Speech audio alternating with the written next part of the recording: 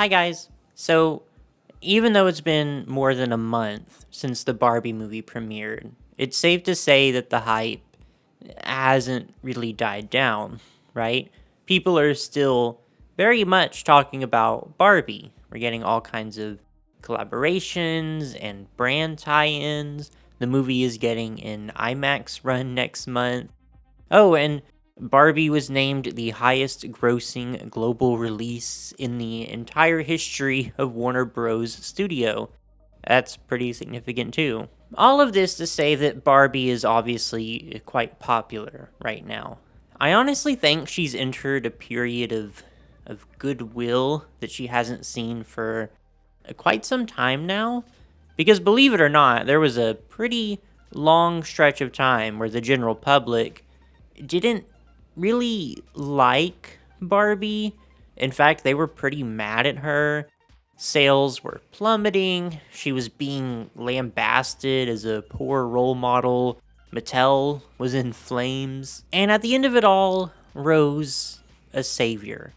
The one to end Barbie. To bring an end to her reign of pink, glittery terror. The one brave enough to teach children that actually the most beautiful and impressive thing you can be is average. Enter Lammily, the anti-Barbie. But, well, since we're not sitting here talking about the Lammily movie, I mean, you can guess how well that went for her. But yes, that's the topic for today. The story, the rise and fall of the one and only Lammily, the average fashion doll. Who she is, where she came from, and a little of why she didn't exactly succeed in toppling Barbie's empire. I've talked about Lammily a few times here on this channel before. Most recently, she was a pretty important piece of context in the video I did a few months ago about Barbie's big rebranding. But I haven't given Lammily her own full dedicated video yet. So I figured, well, it's time. But before we do get into Lammily, we need to talk about the world before Lammily came into the picture, and the circumstances that led to her birth. So let's go ahead and get into it. The year is 2013, leading into 2014. Barbie in recent years has become somewhat of a contentious figure. Between 2012 and 2014, according to Time magazine, Barbie's sales fell a staggering 20%. Articles everywhere are coming out about how Barbie is too sexualized, too stereotypically feminine, and this last one is super important, too skinny. Basically, Barbie was public enemy number one. But I want to focus on a specific criticism, and I'm going to give a little bit of a warning. The rest of this video will heavily feature topics such as weight, body image, and eating disorders. If that's not the kind of content you feel like you can handle, I completely understand. Obviously, you are under no obligation to keep watching. Unfortunately, they're not things I can really, gloss over when it comes to this specific topic, but I did want to give a heads up, just in case. So, a huge thing when it came to Barbie in 2013, 2014 was talking about how unrealistically thin she was, and if that set a bad example for the children who were playing with her. Something that was pretty popular was taking Barbie's measurements and scaling them up to human size just as a way to illustrate how unrealistic her proportions were. According to a campaign run by rehabs.com, if Barbie were a quote-unquote real woman, she would have a 16-inch waist, which would leave no room for internal organs. Her neck would be too long and too thin to be able to lift up her head, and she would have to walk on all fours, thanks to her 6-inch ankles and a shoe size equivalent to a child's size 3. Also, in 2010, a study was published titled "The Effects of Playing with Thin Dolls on Body Image and Food Intake in Young Girls." And this was major fuel for this big campaign against Barbie, because it was often reported, like this article on impact.com, that quote, young girls playing with Barbies, compared to other dolls, expressed greater concern on being thin and had an altered food intake. Like, there it was, scientific proof that Barbie directly leads to body image issues, right? But if you read the actual publication, to quote it directly, no differences were found between conditions for any of the body image variables. However, girls who played with the average size doll ate significantly more food than girls in other exposure conditions, although no support was found for the assumption that playing with thin dolls influences body image. The dolls directly affected actual food intake in these young girls. And to quote another study that was conducted pretty similarly, released a few years later in 2016, titled Exposure to Barbie Effects on Thin Ideal Internalization, Body Esteem, and Body Dissatisfaction Among Young Girls. Results indicated that exposure to Barbie, irrespective of format, led to higher thin ideal internalization than exposure to the control, but had no impact on body esteem or body dissatisfaction. This suggests that interacting with Barbie may encourage girls in early primary school to adopt a preference for a thin body, but with no immediate effect on body image. The long-term impact of Barbie exposure on body image remains unknown. So the big conclusion here is there is none. It's inconclusive and will probably always be inconclusive because this sort of thing is next to impossible to accurately measure. It's a conversation we need to have. I think it's important to talk about, but there is no study that can definitively say, yes, Barbie directly leads to children having body image issues and developing eating disorders. But I mean, how many people do you know that read an article written about a scientific study and then go on to actually read the scientific study in question? Yeah, so they took this little bit of context and they ran with it. I'm talking article after article of how Barbie causes body image issues in children. And to put it simply, it was a PR nightmare for Miss Barbara Millicent Roberts. Now, enter a man named Nikolai Lamb, a 24-year-old graphic designer from Pennsylvania, who in 2013 created an image he captioned, "What would Barbie look like as an average woman?" where he created a Barbie using, as reference, the CDC's measurements of the average 19-year-old woman. And note, the average size doll here isn't real, it was created in Photoshop. That's Nikolai's background. He's not a toy designer, not a product designer, he's a graphic designer. And I'm not saying that disparagingly, because obviously he's pretty talented, but it is important context moving forward. In the Huffington Post article written about average Barbie, Lamb is quoted saying, "If we criticize skinny models, we should at least be open to the possibility that Barbie may negatively influence young girls as well. Some people think it's okay to tell real human beings how skinny they look, yet refuse to lay the same criticism on Barbie, even though young girls are probably much more exposed to her than advertisements with skinny models. Just because we think something isn't affecting us doesn't mean that's the case. I feel a lot of our actions are based on things we don't even think about." Which, I don't know, that's just a weird way of framing the whole thing. Now, when I first saw this image, my reaction was to more or less roll my eyes and move on. But when the general public saw this image, they just collectively lost their minds. A lot of the original articles have since went offline, but according to Lamb, the average Barbie was featured on Good Morning America, MSN, Huffington Post, The Daily Beast, Examiner, Business Insider, Today, BuzzFeed, Smithsonian, Glamour, Time, LA Times, BBC Radio, and many more. Oh, also, Demi Lovato. And according to Lamb, he received countless messages and comments asking him to please make average Barbie a real thing, a real toy, a purchasable project. So he did exactly that. Now, creating a doll is not an easy process, or an inexpensive one. Creating an initial prototype from scratch, not using any sort of pre-existing doll as a base, can be anywhere upwards of $10,000. And that's not factoring in labor costs, a factory space if you need one, etc. But Lamb, he did already have one of the most important things in his pocket, a huge marketing campaign. So he found a loophole around the whole physical prototype thing and instead hired an artist to create a 3D rendering of what he had in mind. Again, using Photoshop to make her look like she was a real project.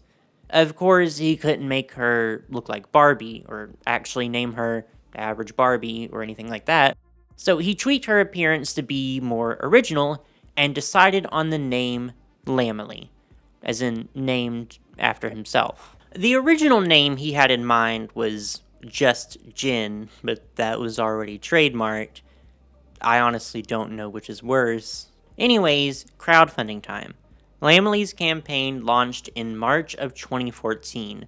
Lamb used the website tilt.com because he didn't have a physical prototype and therefore technically couldn't use Kickstarter, but it was a success nonetheless. A pretty big one. The goal was set for $95,000, and Lammily exceeded that in less than 24 hours.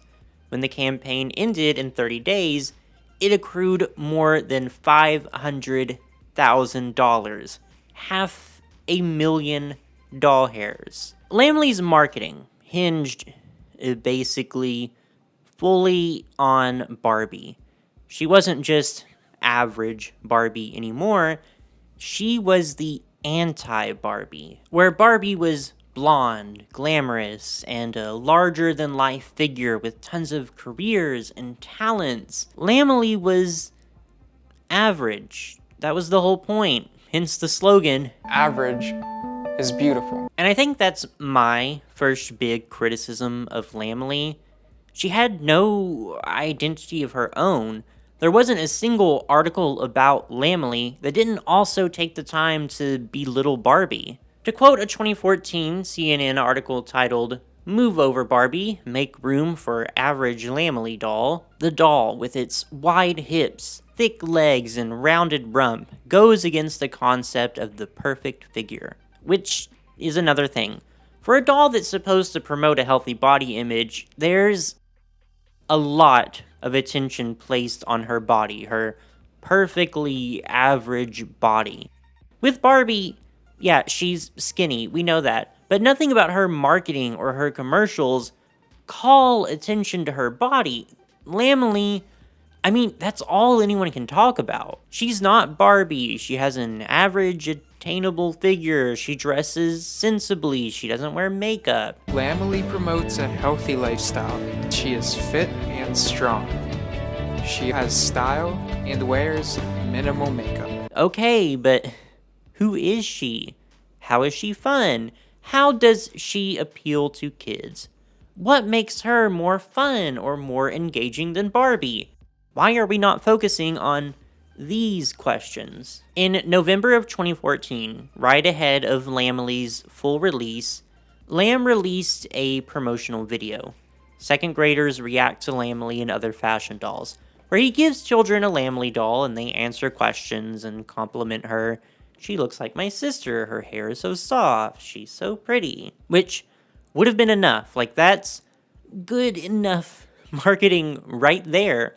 But no, he has to give them a Barbie too and makes these children compare her to Lammily. And let me tell you, kids are smarter than anyone gives them credit for because they do a terrible job of trying to frame it like Lammily is the superior option. Looks like she'd do any job. They even ask, which one would you like to receive as a present? And obviously they say Lammily because they already have Barbies. And also, the Barbie they put in front of them was just a basic swimsuit Barbie, whereas they got to see all of Lammily's extra clothes. Now, ahead of Lammily release, it was also announced that she would offer a product called Lammily Marks, which were reusable stickers you could put on the doll, featuring things like cellulite, stretch marks, freckles, acne, glasses, blushing, adhesive bandages, moles, temporary tattoos, stitches, scrapes and scratches, bruises, casts, scars, mosquito bites, grass, and dirt stains. And there is a little passage on Lamb's website that I think gives a lot of insight into the thought process of making these. These weren't the research-based visual illustrations I did in the past, but I felt they would have enough shock and awe to be attractive for journalists. I could already see the headlines. Normal Barbie comes with cellulite, stretch marks, and acne. So ridiculous and actually real that you can't help but click on it. So he created acne stickers not for any kind of noble cause, not to make children feel more included, but for media attention, for shock value, which, I mean, kind of frames Lammily as a whole, in my opinion. So, Lammily. We should probably talk about the actual doll now, right? The first edition Lammily looks pretty identical to the digital rendering of her created for the crowdfunding campaign, which, to be fair, is actually pretty impressive. Like I said, making a doll is not easy.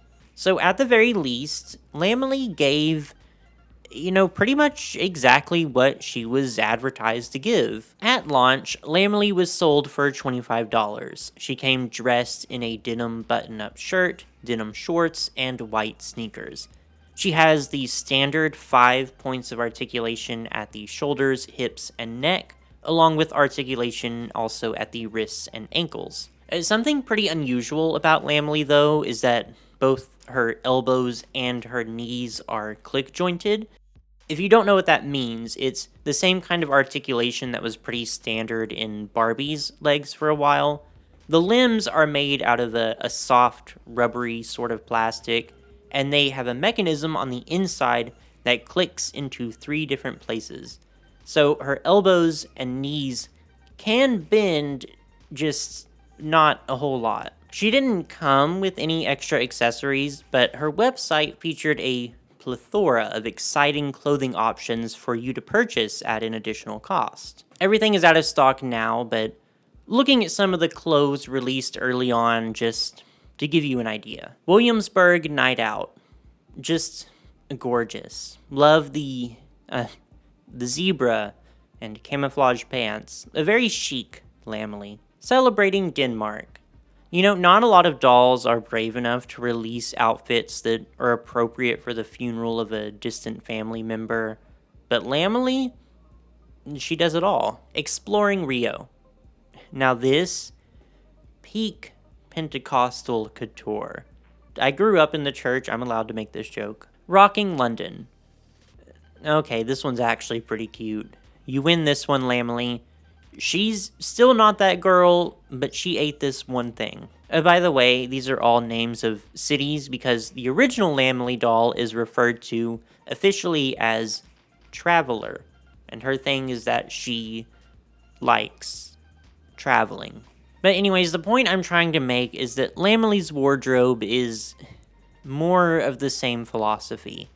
Average, inoffensive, catering to a very specific sort of sensibility. Because Lammily is not a toy for kids. She's not. She's a toy engineered specifically to appeal to parents. So they can buy her and feel like they're making an empowered, socially conscious decision. Because aside from her body, which they will absolutely not let us forget about, there's nothing innovative about her. She's a doll like any other. She's not more posable. She has no play gimmicks. Her clothes and accessories aren't all that exciting or creative. But that's the whole point, right? Taking that Barbie out of your child's hand because she's too glamorous and too talented, has too many jobs, and dresses too nice. She's poisonous. Now here's a Lammily. She's safe. She's average. She's ordinary. She won't give you unrealistic expectations. She has a healthy physique. She dresses like a normal person. Lamb is yet again quoted in an article from Today's Parent titled, the big Barbie fail, and why we love the Lammily doll. I wanted to show that reality is cool, and a lot of toys make kids go into fantasy, but why don't they show real life is cool? It's not perfect, but it's really all we have, and that's awesome. The first wave of Lammily dolls was a pretty remarkable success, but not all the media attention was entirely positive. They were vastly outnumbered, but there were a few naysayers out there. There's an article from The Guardian that came out the same month Lammily was released, titled, "Sorry Lammily, your dumpy looks won't fool many little girls." Ooh, get her, Jade. The author calls Lammily a wishful claptrap, and although the article is a little more inflammatory than what I think is necessary, there is one quote I think is pretty pertinent. But has anyone asked the little girls if this is the doll they want to play with? Who pre-ordered these dolls? Parents. Who really wants these dolls? Parents. Are children quite so easily manipulated as this? And to keep driving this point forward, in a 2014 interview with Elle magazine, Lamb says, "I was reading something on the internet, and I remember a commenter that kind of read my mind. I think it was on HuffPost. On some story, he posted a comment that said something like, 'To the male, to me, Barbie, she looks kind of alien-like.' And that's what sparked it. I agree, if Barbie were a real woman, she'd be intimidating and cold. And what I like about real women is that they're warm and friendly. I just wanted to create an image that would reflect that." Let's repeat that. To the male, to me, Barbie, she looks kind of alien-like. If Barbie were a real woman, she'd be intimidating and cold. And what I like about real women is that they're warm and friendly. Where do I even begin, right? Why on earth are we worried about what Barbie looks like to an adult man? Shouldn't we be more concerned with what she looks like to children, her primary audience? What makes her appealing to them? And not worrying about if your fashion doll looks like an acceptably warm and friendly woman to you. The next year, in 2015, Lammily would release a second doll. This one is referred to as Photographer because her single trait is enjoying photography, and was put into production after her concept received enough pre-orders to fund her. Also, in 2015, the Lammily Period Party. Woo! The website claims that the purpose of the Period Party was to help with starting a conversation about menstruation with your children, but it just reads to me as another kind of desperate attempt to get more media attention. And in March of 2016, the company launched another crowdfunding campaign, this one for a male Lammily doll who would be dubbed Animal Rescuer. For the life of me, I looked everywhere, but I could not find exactly how much money this campaign made. I know it was successful, but here's just where details start to get scarce, because no one was really paying attention to Lammily anymore. Like, all this media attention, all these articles, all the opinion pieces, they just stopped. Nikolai himself didn't even post at all on his blog in 2016. He wouldn't touch it again until 2021, when he posted this big retrospective on the entire deal, which I bring up for this quote that, again, I think gives a good picture of the kind of person that Nikolai Lamb is. At one point, I felt I was a real businessman, a man of business, wheeling and dealing. Now it was time to think big and kick ass, just like my inspiration, Donald Trump. So, yeah. Along with 2 new dolls, they would also expand the repertoire of fashions available, like outfits based on iconic historical women, and a costume that, oh, okay, so much for socially conscious, huh? And 2 years after Lammily debuted, it seemed like she vanished as quickly as she stepped onto the fashion doll market. not the website or the products or anything. That's actually all still up and available, but no one was paying attention to her anymore. Lamb himself wasn't even really promoting her anymore. And a lot of that is attributed to a certain thing that happened in 2016. In January of 2016, Mattel announced that Barbie would be adding 3 additional body types to their dolls: petite, tall, and curvy. In that 2021 blog post that I mentioned earlier, Nikolai kind of directly blames Mattel's announcement for the end of Lammily. He says that following the release of Mattel's competition, his words, investors dropped him and the entire company was on the brink of collapse. From that point on, he writes a lot of really self-serving jargon about how he was able to turn everything around and turn Lammily back into a profitable business, but honestly, I don't really buy it. I mean, there's posts on their Facebook from around 2019 that talk about workshopping ideas for a new Lammily doll that looks like she was intended to be an East Asian character, but obviously that never happened. Nikolai maintains that Barbie's curvy body was directly inspired by Lammily, which, I mean, it could be true, but it's never been substantiated. And I want to be clear, dolls with larger body types are objectively a good thing. I'm in full agreement there.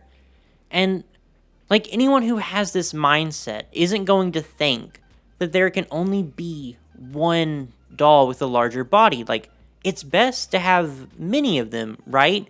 So why was this considered a competition? And why couldn't Lammily hold up to the new Barbies? It's really just the simple fact that her body was the only thing Lammily had over Barbie. That was the crux of her entire advertising campaign.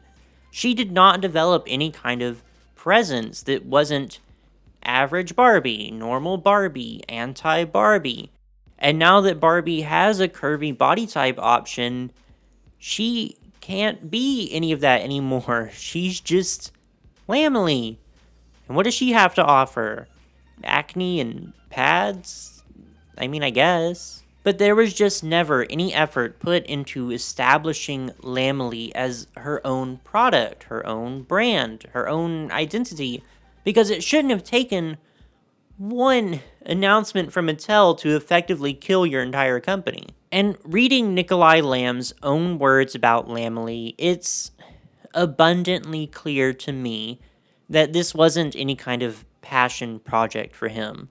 And don't get me wrong, wanting to make money is not a bad thing. Yes, you should want to make money with your business ventures, but nothing about Lammily says this is a doll made by someone who cares about fashion dolls, who knows about fashion dolls, who knows the kind of work and artistry that goes into designing a doll. Because, let's face it, there's a reason that dolls like Barbie, like Bratz, like Monster High are global icons despite constantly being criticized as poor role models and setting unrealistic expectations.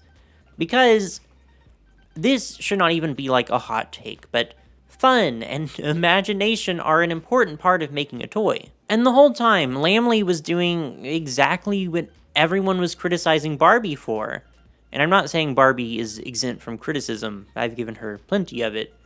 But you buy a Barbie because she has a career you find interesting.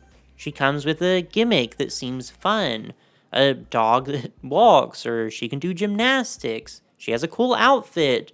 But no one was buying a Barbie because she's skinny. There's never a Barbie that has a product description that says, you should strive to look exactly like her. You buy a Lammily doll because of her body. Like, that's it. It's all about her appearance, about putting at the forefront, this is what an average girl looks like. This is how the average girl dresses.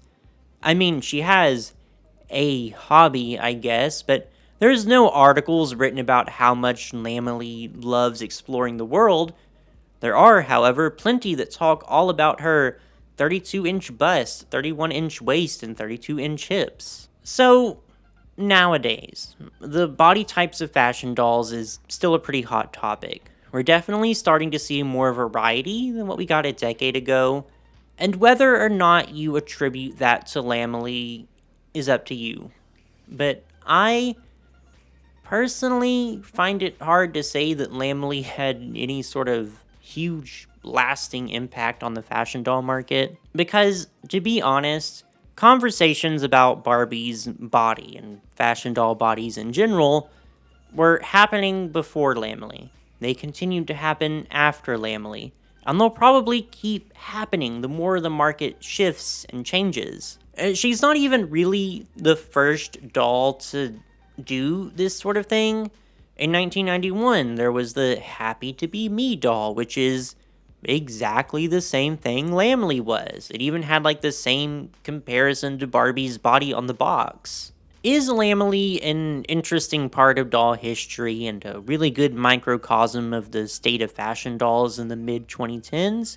Yes, absolutely. I don't mean to say that Lammily is just worthless and insignificant. Like, obviously, plenty of people liked her, but nearly a decade later, I don't see anyone talking about their beloved childhood Lammily doll the way people do, like, Life in the Dreamhouse Barbies, or Monster High, or Strawberry Shortcake, or even Equestria Girls. And, like, nothing quite like Lammily can ever exist again, because if you showed up today with a doll and the entire premise is that she's averagely sized, everyone's gonna be like, okay, and what else?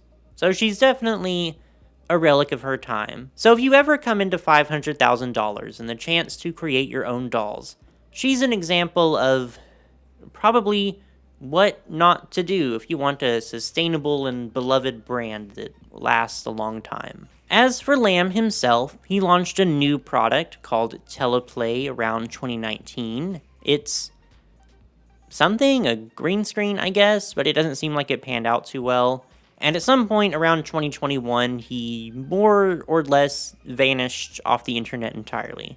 And that brings us to the end of the video. I'm not entirely sure how to close this one out because I feel like I've pretty much said all that I can say about Lammily. So I guess I'll just turn it over to you guys. Tell me what you think of Lammily. Do you think she was a great doll? A bad one? If you ever owned her, how did she stack up to the other dolls you had? Better? Worse? Tell me all about it. And I also want to pose another question for the comment section. Tell me how you would improve Lammily. What, in your opinion, could have been changed to let her last a little longer? And when you're done with all of that, just be sure to like and subscribe for any future fashion doll content. Thank you.